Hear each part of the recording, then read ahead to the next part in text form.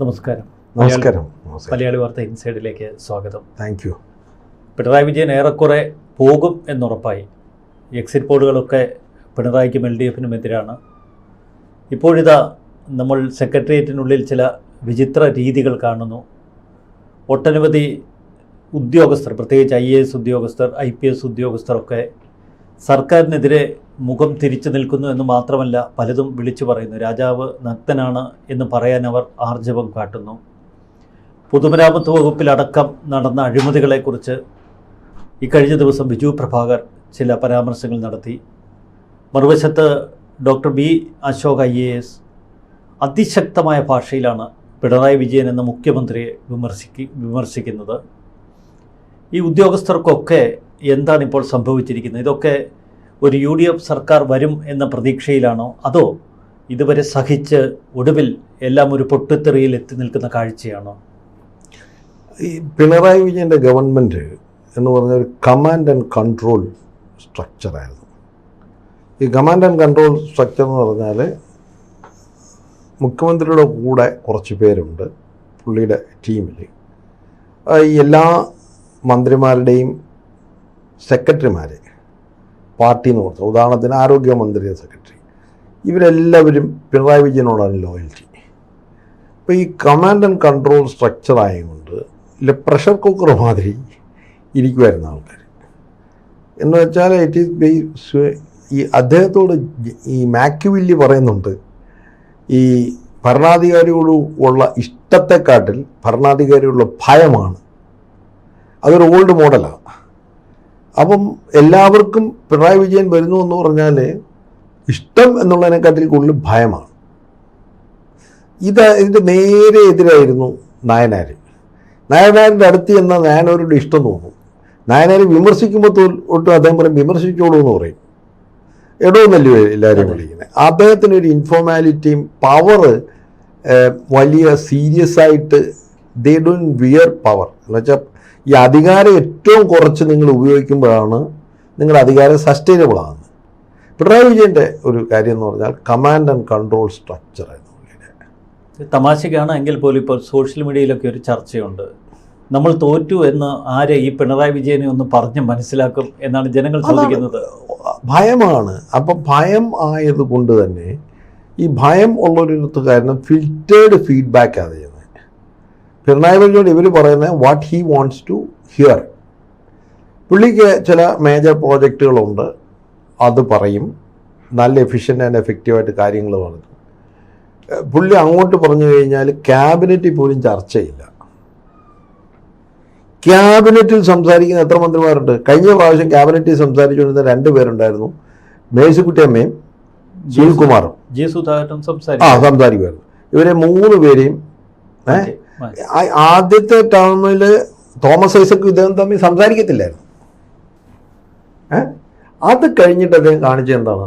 ഇവരെ എല്ലാവരെയും ഒതുക്കി. ഞാൻ മാത്രം, എനിക്ക് ശേഷം പ്രളയം. ലൂയി 14 പറഞ്ഞ എനിക്ക് ശേഷം പ്രളയം. അപ്പോൾ ഇതിനകത്ത് CPM-നെ സംബന്ധിച്ചിട്ടുണ്ടായ ഒരു പ്രശ്നമെന്ന് പറഞ്ഞാൽ എല്ലാവരും ഡിസംപവേർഡായിരുന്നു. Boss knows all, yes boss. ഇത് ചെയ്യാൻ പറയും. ഡെലിഗേഷൻ അല്ല, കമാൻഡ് ആൻഡ് കൺട്രോളാണ്. ഉമ്മൻചാണ്ടിയുടെ സമയത്ത് നേരെ തിരിച്ചായിരുന്നു. എന്ന് പറഞ്ഞാൽ Oommen Chandy uses power the least. കാരണം അദ്ദേഹം ഒരു നെഗോഷിയേറ്റഡ് സെറ്റിൽമെൻറ്റിൻ്റെ ആളാണ്. ഇദ്ദേഹത്തിന് നെഗോഷിയേഷൻ ഒന്നുമില്ല, പറയും ചെയ്യും. Doctor B. അശോക് ഇക്കാര്യങ്ങൾ തന്നെയാണ് കേരളത്തോട് പറയുന്നത്. അദ്ദേഹം പറയുന്നത് ഒരു സീനിയർ IAS ഉദ്യോഗസ്ഥന്, പ്രത്യേകിച്ച് വകുപ്പ് സെക്രട്ടറിക്കോ ചീഫ് സെക്രട്ടറിക്കോ ഒന്നും ഒരു മീറ്റിങ്ങിൽ മുഖ്യമന്ത്രിയോട് ഒരു ചോദ്യം ചോദിക്കാൻ ആർജവമില്ല. അത്തരമൊരു ചോദ്യം ചോദിച്ചാൽ അദ്ദേഹം ഉത്തരം പറയില്ല എന്ന് മാത്രമല്ല, ചോദ്യം ചോദിക്കുന്ന ആളുടെ നേർക്ക് രൂക്ഷമായി നോക്കും, ഒരു നോട്ടം നോക്കും. അത് അറിവില്ലായ്മ കൊണ്ടാണോ, അതല്ല ചോദ്യങ്ങൾ വേണ്ട എന്ന് പറയുന്നത്? അതൊരു ലീഡർഷിപ്പ് മോഡലാണ്. ഞാൻ പറഞ്ഞില്ലേ, മാക്കിവെല്ലിയുടെ പ്രിൻസ് എന്ന് പറയുന്ന ഒരു പ്രശസ്തമായ ഗ്രന്ഥമുണ്ട്. അതിൻ്റെ അത് പറയുന്നത് എന്തറിയോ, ഏറ്റവും കൂടുതൽ ഭയക്കുന്ന നേതാവാണ് പിടിച്ചേക്കുന്നത്. പക്ഷേ ഇതിൻ്റെ പ്രശ്നം എന്തറിയോ, നിങ്ങൾ ഏറ്റവും കൂടുതൽ ഭയക്കുന്ന നേതാവ് താഴെ വീഴുമ്പോൾ, അത് സദ്ദാം ഹുസൈൻ ആയാലും സ്റ്റാലിൻ ആയാലും ചവിട്ടി മതിക്കപ്പെടും. ഇതിൻ്റെ ഈ ഒരു പ്രശ്നമാണ് ഇപ്പം അതാണ് സംഭവിച്ചിരിക്കുന്നത്. B. അശോക് പറയുന്നത് ഒരു പക്ഷേ അദ്ദേഹത്തിൻ്റെ അറിവില്ലായ്മ മറ്റുള്ളവർ അറിയേണ്ട എന്ന് കരുതി നിശബ്ദനാവുന്നതായിരിക്കുമെന്നാണ്. അതൊന്നുമല്ല ഇതിൻ്റെ കാര്യം. അശോക് ഇവരൊക്കെ സംസാരിക്കാൻ തുടങ്ങിയപ്പോഴാണെന്നറിയാം, എക്സിറ്റ് പോളൊക്കെ വന്ന ശേഷമാണ്. അല്ല, അദ്ദേഹം നേരത്തെ തന്നെ ഈ വോട്ടെടുപ്പിന് മുമ്പ് തന്നെ ഡോക്ടർ ബി അശോക് ഇതുപോലെ തീർത്ത് സംസാരിച്ചില്ല. സസ്പെൻഷൻ കഴിഞ്ഞ ദിവസമാണ് അത് അദ്ദേഹം ആർജവം കിട്ടിയത് സെൻട്രൽ ട്രൈബ്യൂണലിന്റെ ഒരു വിധിക്ക് ശേഷമാണ്. കേഡറിലുള്ള ഉദ്യോഗസ്ഥന്മാരെ ഇരുത്തേണ്ട തന്ത്രപ്രധാന പോസ്റ്റുകളിൽ കയറ്റൽ വേണ്ട. ഇതിന്റെ അകത്ത് പ്രശ്നം എന്ന് പറഞ്ഞാൽ പിണറായി വിജയന്റെ വിജയത്തിന്റെ ഏറ്റവും വലിയ ഭരണത്തിന്റെ ഏറ്റവും പ്രശ്നം അദ്ദേഹം കമാൻഡ് ആൻഡ് കൺട്രോൾ ആയിരുന്നു. രണ്ടാമത് ഒരു സെക്കൻഡ് ടയർ ലീഡർഷിപ്പിനെ പുള്ളി പ്രൊമോട്ട് ചെയ്തേയില്ല. പക്ഷെ ഇവിടെ മറ്റൊരു പ്രശ്നം, മൂന്നാമത് ഒരു കോക്കസ് ആയിരുന്നു. പുള്ളിക്ക് വിശ്വാസമുള്ള കെ എം എബ്രഹാമിൻ്റെ, എനിക്ക് നേരത്തെ ബഹുമാനമുള്ളൊരു നേതാവായിരുന്നു കെ എം എബ്രഹാം, പിന്നെ ബ്യൂറോക്രാറ്റ് ആയിരുന്നു കെ എം എബ്രഹാം. പക്ഷേ 230 കോടിയോളം ഈ കിബിന്ന്, ഈ ചരിത്രത്തിൽ നടന്നിട്ടില്ല, കിബിന്ന് എടുത്തിട്ട് പരസ്യം കൊടുക്കുക എന്ന് പറഞ്ഞാൽ നിങ്ങൾ നോക്കണം. കഴിഞ്ഞ 10 കൊല്ലം പരസ്യത്തിൻ്റെ അകത്ത് നിങ്ങൾ ഒരൊറ്റ മന്ത്രിയുടെ തല കണ്ടിട്ടില്ല. പിണറായി വിജയൻ മാത്രം. മനസ്സിലായില്ലോ? അത് മോദി ചെയ്യുന്ന ഒരു പരിപാടിയാണ്. വേറൊരാളില്ല. പിന്നെ ഇദ്ദേഹം യാത്ര നടത്തിയല്ലോ, പിന്നെ ഒരു സദസ്സ്, അതിൻ്റെ അകത്ത് ബാക്കിയുള്ളവരെല്ലാം സ്റ്റാമ്പാണ്. അതായത് മന്ത്രിമാരെല്ലാം സ്റ്റാമ്പും my full figure my full head. അപ്പം അതുകൊണ്ട് വീഴ്ചയുടെ മൊത്തം ഉത്തരവാദിത്വം കഴിഞ്ഞ പ്രാവശ്യം CPM-ൻ്റെ നേതാവ് പറഞ്ഞല്ലോ പിണറായി വിജയനായിരിക്കും. ഇനിയിപ്പോൾ പിണറായി വിജയൻ കഴിഞ്ഞ ശേഷം ഒരു പ്രതിപക്ഷ നേതാവിനെ തപ്പാൻ വേണ്ടി ഇവർ വലിയ പ്രശ്നം നടന്നു. കാരണം ഒരു നമ്പർ 2 ആരും ഇല്ല. നമ്പർ 2 ആകാൻ സാധ്യത ഉണ്ടായിരുന്ന ശൈലജ ടീച്ചറെ പേരാവൂർ നിർത്തി തോപ്പിക്കും. പിന്നെ ആരാണ്? ഇവർ പറയുന്നത് സജി ചെറിയാൻ ജയിക്കുമെന്ന് കണ്ടറിഞ്ഞിട്ട് പറയാം. അപ്പോൾ ഇപ്പോഴത്തെ ഒരു സ്ഥിതി എന്ന് പറഞ്ഞാൽ CPM-നെ സംബന്ധിച്ചിട്ട് CPM പിണറായി വിജയന് ശേഷം വല്ലാത്തൊരു ലീഡർഷിപ്പ് ക്രൈസിസ്, നേതൃത്വ പ്രതിസന്ധി നേരിടും. ഈ ഒരു പതിറ്റാണ്ട് കൊണ്ട് പിണറായി സൃഷ്ടിച്ചെടുത്ത ഒരു എക്കോസിസ്റ്റം ഉണ്ടല്ലോ, അതിൻ്റെ ഭാഗമായി ഒരു തരത്തിൽ വാർത്തെടുക്കപ്പെട്ട ഒരു വിഭാഗം ഉദ്യോഗസ്ഥരും ഒരു വിഭാഗം പോലീസ് സേനയുമുണ്ട്. അവരുടെ ഇതേ സ്വഭാവം അടുത്ത UDF സർക്കാരിലും പുറത്തെടുക്കില്ലേ? ഒരു വിധേയത്വം ഇടതുപക്ഷത്തോട് അതൊന്നും നടക്കുന്നില്ല. കാരണം എന്ന് പറഞ്ഞാലേ UDF ഇപ്പോഴൊന്നും അല്ല ഭരിക്കാൻ വരുന്നേ. ഇതിൻ്റെ അകത്ത് പിന്നെ ഒരുപാട് പേര്, ഉദാഹരണത്തിന് തിരുവഞ്ചൂർ രാധാകൃഷ്ണൻ എത്രയോ വർഷമായിട്ട് മന്ത്രിമാരാണ്. ഇവർക്ക് ഈ കാര്യങ്ങൾ അറിയാവുന്നവരാണ്. രമേശ് 25ാമത്തെ വയസ്സിൽ മന്ത്രിയായാളാണ്. അപ്പോൾ ഇവരെല്ലാവരും ഭരണപരിചയമുള്ളവരാണ്. പുതിയ നോവിസസ് ഒന്നും അല്ല വന്നിരിക്കുന്നത്. പെട്ടെന്ന് കാര്യങ്ങൾ മനസ്സിലാകും. അപ്പോൾ അങ്ങനെ ഒരു എക്കോസിസ്റ്റം വേറെയാണ്. ഇവർ ഒരു പവർ പാരസൈറ്റ് എക്കോസിസ്റ്റം ഉണ്ടാക്കിയിട്ടുണ്ട്. അതിൻ്റെ അകത്ത് പിന്നെ ഒരുപാട് ഓർഗനൈസേഷനുമായിട്ട് ബന്ധപ്പെട്ടിട്ട് ഇപ്പം യൂത്ത് ബോർഡ്, ഗ്രന്ഥശാല സംഘം, ഇങ്ങനെ എല്ലാ തലത്തിലും പാർട്ടി കഴിഞ്ഞ 10 വർഷം കൊണ്ട് ഈ പാർട്ടിയിലുള്ള എല്ലാവർക്കും തൊഴിലാണ്. എല്ലാവർക്കും. DYFIക്കാരന് പിന്നെ യുവജനക്ഷേമ ബോർഡിൽ നിന്ന് 15,000 രൂപ വീതം കിട്ടുന്നുണ്ട്. ഓരോ രീതിയിൽ ഈ പൈസ കൊണ്ടിരിക്കുന്ന ഒരു ഇൻസെൻറ്റീവ് നെറ്റ്വർക്കാണ് ഇത്. ഐഡിയോളജി കംപ്ലീറ്റ് പൊളിച്ചു കളഞ്ഞു. അതായത് കമ്മ്യൂണിസ്റ്റ് ഐഡിയോളജി പോട്ടെ, ലെഫ്റ്റ് ഐഡിയോളജി പോലുമല്ല, അത് ഒരു ഇൻസെൻറ്റീവ് നെറ്റ്വർക്ക് ഉണ്ടാക്കുന്നുണ്ട്, പാരസൈറ്റ്. ആ എക്കോസിസ്റ്റം ചിലർ പെറുക്കത്തീനി എക്കോസിസ്റ്റം എന്ന് പറയും, അതായത് പാരസൈറ്റ്. ആ എക്കോസിസ്റ്റം ആണ് സത്യം പറഞ്ഞാൽ ജനങ്ങൾ വെറുത്തത്. അപ്പോൾ അതിൻ്റെ അകത്ത് ഈ പറയുന്ന സോഷ്യൽ മീഡിയയിലും മറ്റൊരു എല്ലാം അവർ ഭയങ്കര അഗ്രസീവ്. പിണറായി ഈ എക്കോസിസ്റ്റം കൂടാണ് വർക്ക് ചെയ്തത്. ബാക്കിയുള്ള നിങ്ങൾ എത്ര മന്ത്രിമാരുടെ പേരറിയും? വീണ ജോർജ് തോക്കാൻ പോകുന്നത് അവർ മന്ത്രിയായി എന്നുള്ളത് കൊണ്ട് മാത്രമാണ്. അവർ MLA ആയിരുന്നപ്പോഴത്തേനാണ്, MLA ആയിരുന്നപ്പോൾ ആക്സസിബിൾ ആയിരുന്നു, പിന്നെ ജനങ്ങൾ വിളിച്ച ഫോൺ എടുക്കുമായിരുന്നു, അങ്ങനെ നല്ല ഭൂരിപക്ഷം കിട്ടി. മന്ത്രിയായി കഴിഞ്ഞാൽ അവരെ ആര് വിളിച്ചാലും ഫോൺ എടുക്കത്തില്ല. അവർക്ക് വിധേയത്വം പിണറായിയോട് മാത്രമായി, പാർട്ടിയോടും ഇല്ല, അവിടുത്തെ പാർട്ടി സെക്രട്ടറിമാരോടും ഇതൊന്നുമില്ല. അതുമാത്രമല്ല, പിണറായി ചെന്ന് പറഞ്ഞു, ഷംസീർ പറഞ്ഞു, നിങ്ങളെ ആക്രമിച്ചു. എന്നെ ആക്രമിച്ചു. അവരെ ആക്രമിച്ചിരുന്ന അവർക്കറിയാം. ഏത് പിന്നെ യഥാർത്ഥത്തിൽ അവർ ദൈവവിശ്വാസിയാണ്, പള്ളി പോകുന്നവരാ. അപ്പോൾ അവർക്ക് ആ പാടെ വിഷമം തോന്നും. കാരണം കള്ളം പറയരുതെന്ന് തോന്നുമല്ലോ. നിങ്ങൾ പിന്നെ വ്യാജം പറയരുതാണല്ലോ. പക്ഷേ പിണറായി വിജയൻ നിങ്ങൾക്ക് അസുഖമാണെന്ന് പറഞ്ഞാൽ അസുഖമായി.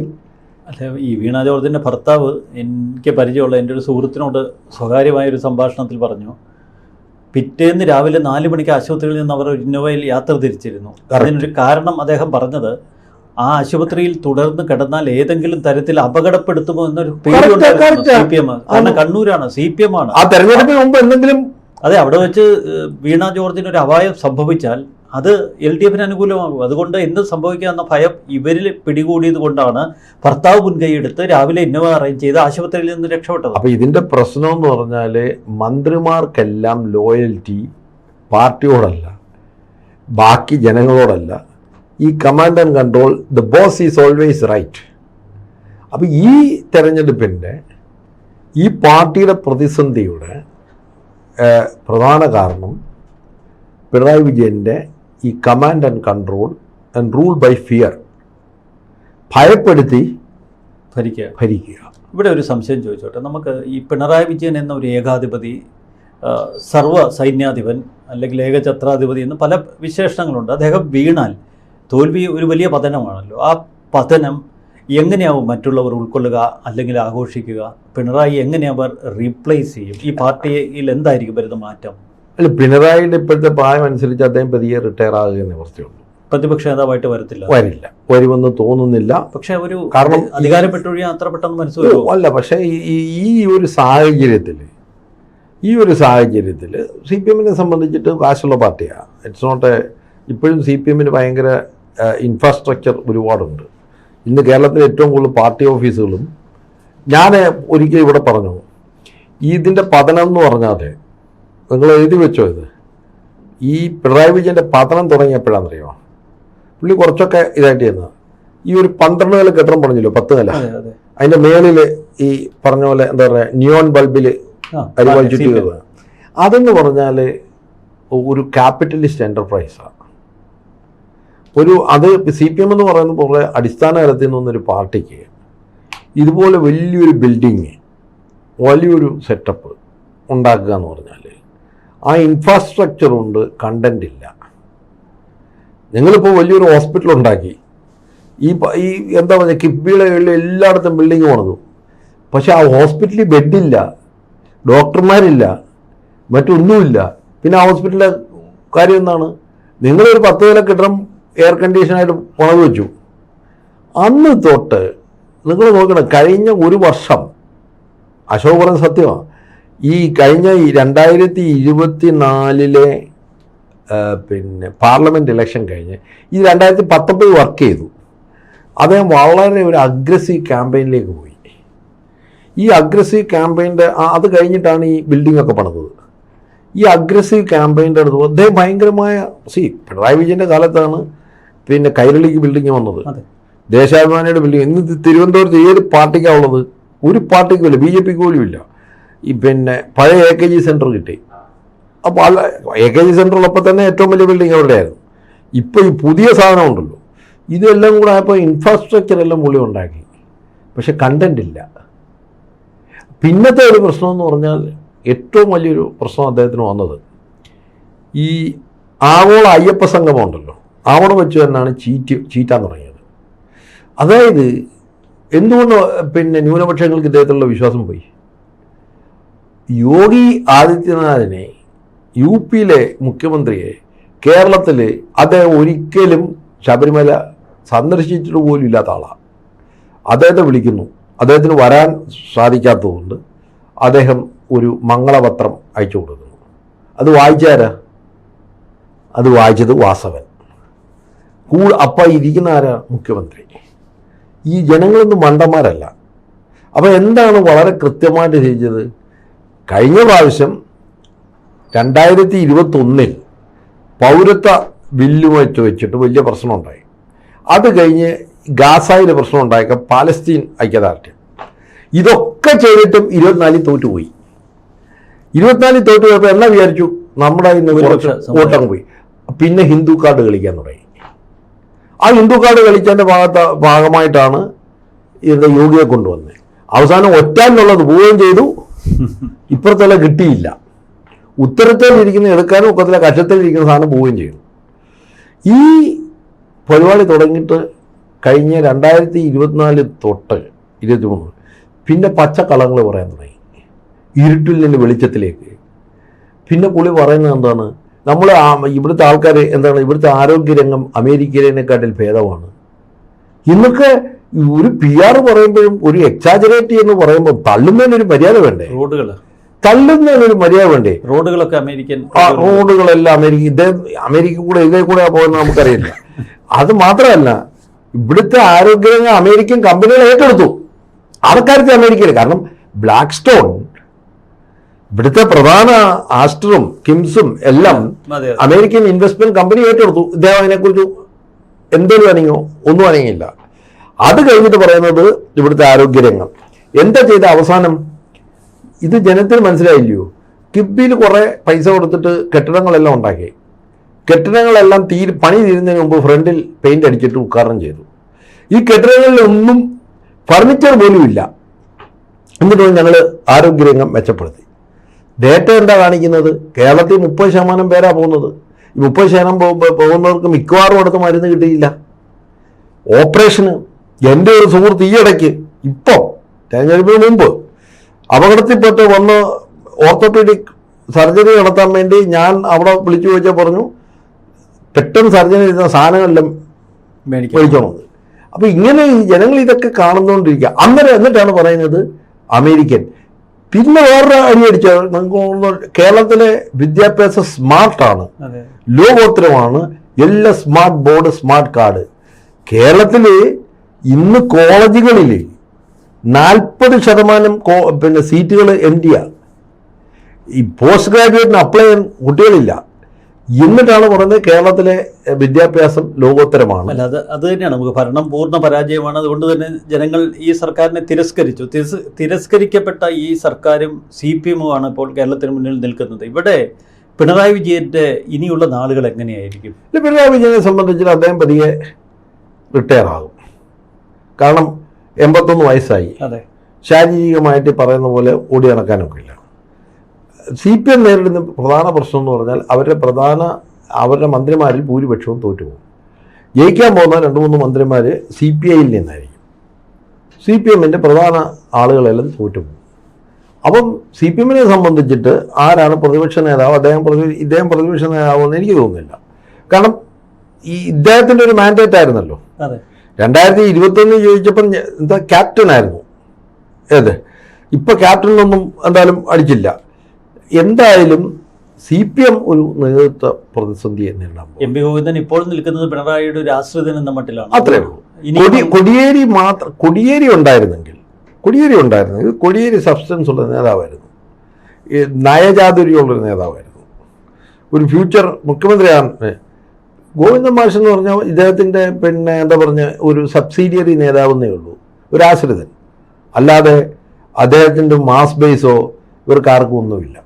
അതുകൊണ്ട് തന്നെ അദ്ദേഹത്തിന് ക്രെഡിബിലിറ്റി പിന്നെ ഇത് ബാധിക്കും.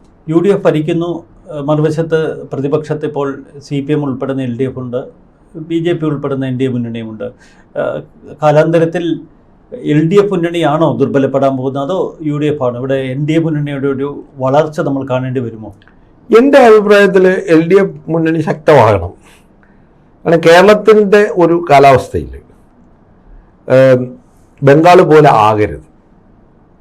ഒന്നാമത് UDF ഇത് വളരെ ഉത്തരവാദിത്വത്തോടു കൂടി സൂക്ഷിച്ച് മുന്നോട്ട് പോകണം. ഭരണം കിട്ടി ഹണിമൂൺ പീരീഡ് കഴിയുമ്പോൾ 100 ദിവസം കഴിയുമ്പോൾ എല്ലാവരും അവരവരുടെ തോന്നിയ പോലെ കാര്യങ്ങൾ നടത്തരുത്. ഏറ്റവും നന്നായി കോർഡിനേറ്റ് ചെയ്ത് ചെയ്യാവുന്ന കാര്യങ്ങളെല്ലാം പറയുക. ആദ്യം ഞാൻ പറയുന്ന ഒരു കാര്യം, ഒരു ധവളപത്രം കൊണ്ടുവരണം. ഈ ധവളപത്രം ഗവർണൻസിനെ കുറിച്ചും കൊണ്ടുവരണം, സാമ്പത്തിക സ്ഥിതിയെക്കുറിച്ചും കൊണ്ടുവരണം. ഈ ഗവർണൻസിനെ കൊണ്ടുവന്ന ഓഡിറ്റ് ചെയ്യേണ്ട ഒരു സ്ഥാപനം കിഫ്ബിയിൽ എത്ര പൈസ വന്നു, എത്ര പൈസ ചിലവാക്കി, ജനങ്ങളെ അറിയണം. കാരണം ഇത് പറയുന്നതെന്ന് പറഞ്ഞാൽ ഈ ഐസക്കിൻ്റെ കാലത്ത് തുടങ്ങിയത് ആടിനെ കാണിച്ചിട്ട് ഇതാ ഇരിക്കുന്നു ഞങ്ങളുടെ കൊമ്പനാനെ എന്ന് പറയും. അതായത് അദ്ദേഹം പറയും കിഫ്ബി ഇപ്പം 60,000 കോടി അപ്രൂവ് ചെയ്ത് നടത്തുന്നത് നല്ലതല്ല. പിന്നെ പറയാം 1 ലക്ഷം കോടി അപ്രൂവ് ചെയ്തു. ഈ അപ്രൂവ് ചെയ്യുന്നതും ഡെലിവറി ചെയ്യുന്നതും രണ്ടും രണ്ടാ. അപ്പോൾ ഈ ഐസക്കിനുണ്ട് ഇങ്ങനെ എക്സാജറേറ്റഡ് ക്ലെയിംസ് ഉണ്ട്. ഐസക്ക് ഇതിൻ്റെ അകത്തൊരു അഗ്രഗണ്യനാണ്.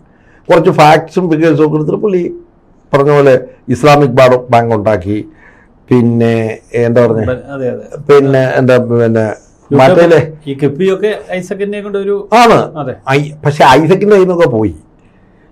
ഇതെന്ന് പറഞ്ഞാൽ KM എബ്രഹാം എന്റർപ്രൈസാണ്, പുള്ളിയാണ് കാര്യങ്ങൾ നടത്തിയത്. ഈ സർക്കാരിന് LDFന് മറ്റൊരു സംവിധാനം കൂടി ഉണ്ട്, പാർലമെന്റ് ഊരാളുങ്കൽ പോലെ അവരുടേതായ മിഷനറി ഉണ്ട്. അതൊക്കെ കേരളത്തിൽ അതേ ഫോർമാറ്റിൽ തന്നെ നിൽക്കില്ലേ ഈ UDF വന്നാലും? അല്ല, UDF വന്നാൽ അതാ ഞാൻ പറഞ്ഞത്, രണ്ട് ധവളപത്രങ്ങൾ പറഞ്ഞു. ഒന്ന് ഗവർണൻസിനെ കുറിച്ച് ഓരോ ഗവൺമെൻറ് എവിടെയൊക്കെയാണ് തകരാറ് വന്നത്, ഏതൊക്കെ ഇൻസ്റ്റിറ്റ്യൂഷനാണ്, എവിടെയൊക്കെയാണ് വെസ്റ്റ് ഇൻട്രസ്റ്റ് വന്നത്, എവിടെയൊക്കെയാണ് ഇവന്ന് പറഞ്ഞത് കൃത്യമായിട്ട് നടത്തി വെക്കൂ. ഈ കരിമണൽ ഖനനം തൊട്ട് എല്ലാ കാര്യങ്ങളിലും ഗവർണൻസിൻ്റെ ഒരു ധവളപത്രം വേണം, വൈറ്റ് പേപ്പർ വേണം. എന്നിട്ട് ക്ലീൻ സ്ലേറ്റിൽ നിന്ന് വേണം ഭരണം തുടങ്ങാൻ. എന്നിട്ട് നമ്മൾ എന്തൊക്കെ ചെയ്യുന്നു, അടുത്ത 2 കൊല്ലം എന്ത് ചെയ്യുന്നു, അടുത്ത 4 കൊല്ലം എന്ത് ചെയ്യുന്നു, ഒരു കൃത്യമായ ഓപ്പറേഷണൽ പ്ലാനോടുകൂടി അത് ജനങ്ങളുടെ മുന്നിൽ വെച്ചിട്ട് അഴിമതി രഹിതമായ, കാരണം എന്ന് പറഞ്ഞാൽ ഒരു ചെറിയ കാര്യമുണ്ടെങ്കിലും, ഈ പണ്ട് ഉമ്മൻചാണ്ടി വിഴിഞ്ഞം പോർട്ടിന് പിന്നെ അവസാനം നിവൃത്തിയില്ലാഞ്ഞിട്ടാണ് അഡാനിയുമായിട്ട് ഇത് ചെയ്തത്. പലരും ചെയ്തപ്പോൾ ഉടനെ പറഞ്ഞ 3000 കോടി ഉള്ള പ്രോജക്റ്റിന് 6000 കോടി കൈക്കൂലി മേടിച്ചെന്ന് പ്രസംഗിച്ചാണ്. അതുകൊണ്ട് പഴയ പോലെയല്ല.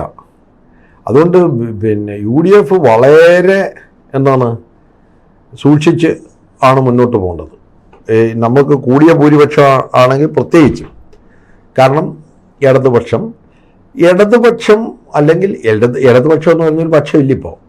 എന്നാലും LDF എന്ന പേരുള്ള ആ പ്രസ്ഥാനം കേരളത്തിൽ നശിക്കരുത്. കാരണം കേരളത്തിൽ BJP എത്രയൊക്കെ പോയാലും 15 അല്ലെങ്കിൽ 20% കൊണ്ട് BJP ഇവിടെ സൗത്ത് ഇന്ത്യയിൽ ഇപ്പോഴത്തെ കേരളത്തിലെ ഡെമോഗ്രഫി അനുസരിച്ച് BJPക്ക് കേരളം ഭരിക്കാൻ ഒക്കില്ല. അപ്പം അതുകൊണ്ട് തന്നെ ഈ LDF UDF എന്നുള്ള ബൈനറി കേരളത്തിൻ്റെ മൊത്തത്തിലുള്ള രാഷ്ട്രീയ ഭാവിക്ക് ആവശ്യമാണെന്നുള്ളതാണ്. പിണറായി ഇല്ലാത്തൊരു LDF, പിണറായി ഇപ്പോൾ BS അച്യുതാനന്ദൻ പോയല്ലോ. എല്ലാ no political leader is indispensable. ലോകത്ത് അങ്ങനെയാണ്. ആ വാക്കോ എങ്ങനെയും നിലനിർത്തും. പക്ഷെ CPM നേരിടാൻ പോകുന്നൊരു പ്രശ്നമെന്ന് പറഞ്ഞാൽ അവർക്ക് ഇൻഫ്രാസ്ട്രക്ചർ കൂടി, ഐഡിയോളജി കുറഞ്ഞു, മാസ് ബേസ് കുറഞ്ഞു. അപ്പം മാസ് ബേസ് എന്ന് പറഞ്ഞാൽ ഈ വർക്കിംഗ് ക്ലാസ് എന്ന് പറഞ്ഞൊരു ക്ലാസ് ഇല്ല കേരളത്തിൽ എല്ലാവരും മിഡിൽ ക്ലാസ്സാണ്. അപ്പോൾ ഈ പിന്നെ CPM ഇപ്പോൾ പിടിച്ചിരിക്കുന്ന സർവീസ് ഓർഗനൈസേഷൻസാണ്. കർഷക തൊഴിലാളികളൊക്കെ കാണണമെങ്കിൽ ബംഗാളിൽ നിന്ന് ഇവിടെ വരുന്നവരും അല്ലെങ്കിൽ ബീഹാറിൽ നിന്ന് വരുന്നവരൊക്കെയാണ് ഇവിടുത്തെ കർഷക തൊഴിലാളികൾ. കാരണം കണ്ടത്തിൽ പണിയെടുക്കുന്നവർ പോലും ഇവിടെ ഇല്ല. കാരണം കേരളത്തിലെ മിക്കവാറും എല്ലാവരും ഒരു മിഡിൽ ക്ലാസ് ലൈനിലേക്ക് മാറിപ്പോയി. അതുകൊണ്ടാണ് കേരളത്തിൽ ആരും മാനുവൽ ലേബറിന് പോകാത്തത്. മാനുവൽ ലേബറിന് നമ്മൾ UK ചെല്ലും, ആരും കാണുന്നില്ലല്ലോ. അവിടെ പോയി നമ്മൾ ബാത്റൂം ക്ലീൻ ആക്കും. നമ്മളിവിടെ ചെയ്യില്ല. അതിന് ബംഗാളി വന്നതിനെ പോകും. കാരണം നമ്മൾ ഈ വൈറ്റ് കോളർ ഇതായി ഒരു മിഡിൽ ക്ലാസ് സിൻഡ്രോം ആയ പിന്നെ അതുകൊണ്ട് തന്നെ CPMനെ സംബന്ധിച്ചുള്ള ഏറ്റവും വലിയൊരു വെല്ലുവിളി, CPM ഒരു കാലത്ത് വർക്കിംഗ് ക്ലാസ്സിനെ ഓർഗനൈസ് ചെയ്യുന്ന പോലെ മിഡിൽ ക്ലാസ്സിനെ ഓർഗനൈസ് ചെയ്യാൻ ഒക്കില്ല. മാസ് ബേസ് എന്ന് പറഞ്ഞാൽ അതുകൊണ്ടാണ് അവർ മിഡിൽ ക്ലാസ്സിന് ഇൻട്രസ്റ്റ് ആവണ്ടേ. നിങ്ങൾ CPM ചേർന്ന് കഴിഞ്ഞാൽ നിങ്ങൾക്ക് ജോലി കിട്ടും, നിങ്ങൾക്ക് പിന്നെന്താ പറഞ്ഞ ഈ ഹരിതസേന അല്ലെങ്കിൽ ഇത് ചെറുതായിട്ട് സാധനങ്ങളൊക്കെ കിട്ടും. അതുകൊണ്ടാണ് Pinarayi Vijayan incentive based politics ആയി ഐഡിയോളജി. പക്ഷെ ആ ഇൻസെൻറ്റീവ് ബേസ്ഡ് പൊളിറ്റിക്സ് പ്രതിപക്ഷത്ത് ഇരിക്കുമ്പോൾ അവർക്ക് എത്രമാത്രം ചെയ്യാനും. UDF അത് വളരെ സൂക്ഷിച്ച് ചെയ്യാവൂ.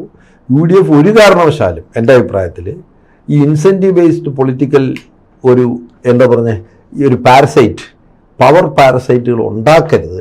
കാരണം അത് അപകടകരം. ഈ പരാജയപ്പെടുന്ന പിണറായി മറ്റൊരു സ്വഭാവ പ്രകൃതം എന്തെങ്കിലും പുറത്തെടുക്കുമോ? പ്രത്യേകിച്ച് ഈ വലിയ അധികാര സ്ഥാനത്തിരുന്ന് താഴേക്കൊന്നും തീരുമ്പോൾ.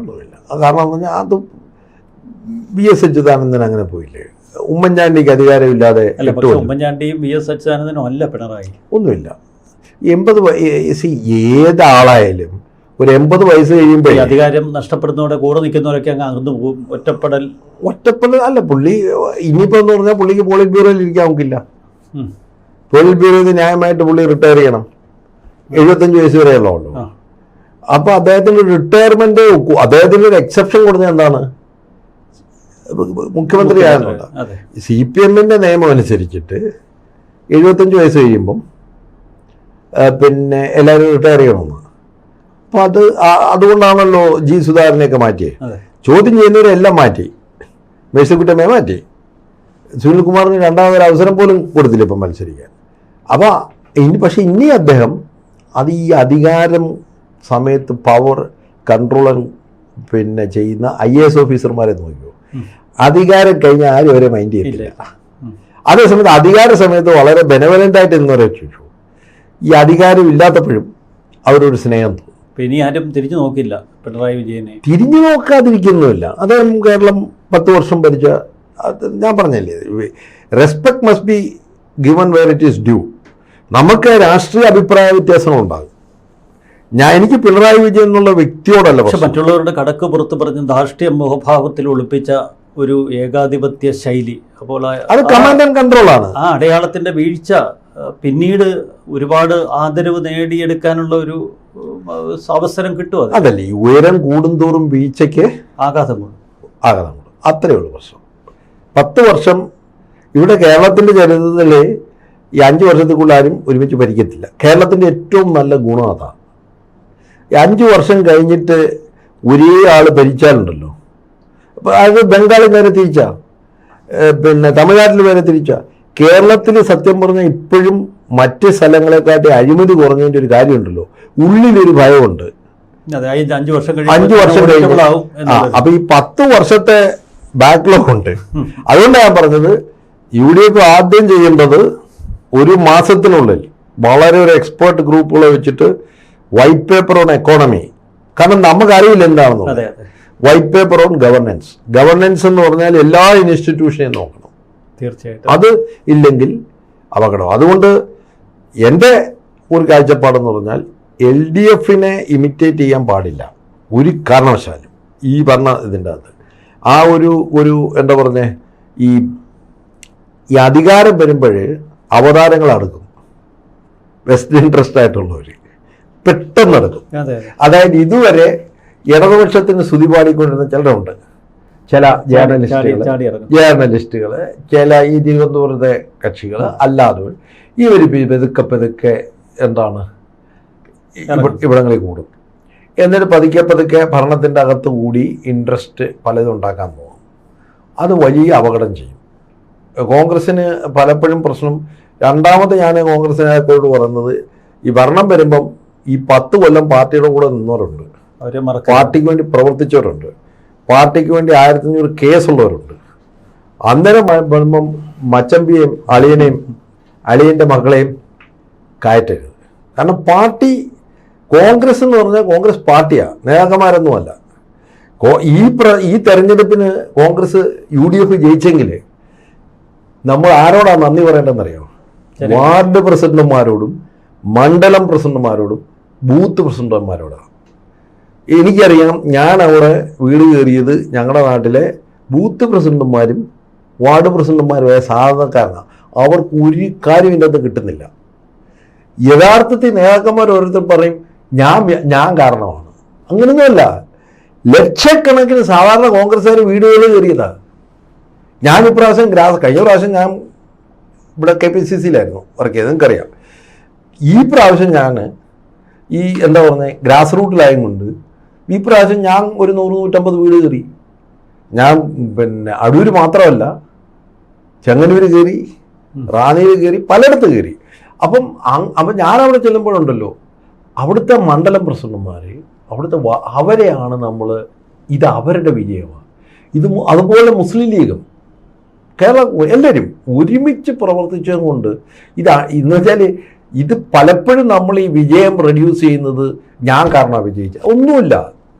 കോൺഗ്രസ് എന്ന് പറഞ്ഞാൽ ഇവിടുത്തെ അടിസ്ഥാന തലത്തിൽ വർക്ക് ചെയ്യുന്നവരാണ്. അത് ക്ഷീണിക്കുമ്പോൾ നിങ്ങൾ പിന്നെ എന്തുകൊണ്ട് LDF തോക്കുന്നു എന്ന് മനസ്സിലായ ഒരു കാര്യം എന്തറിയോ?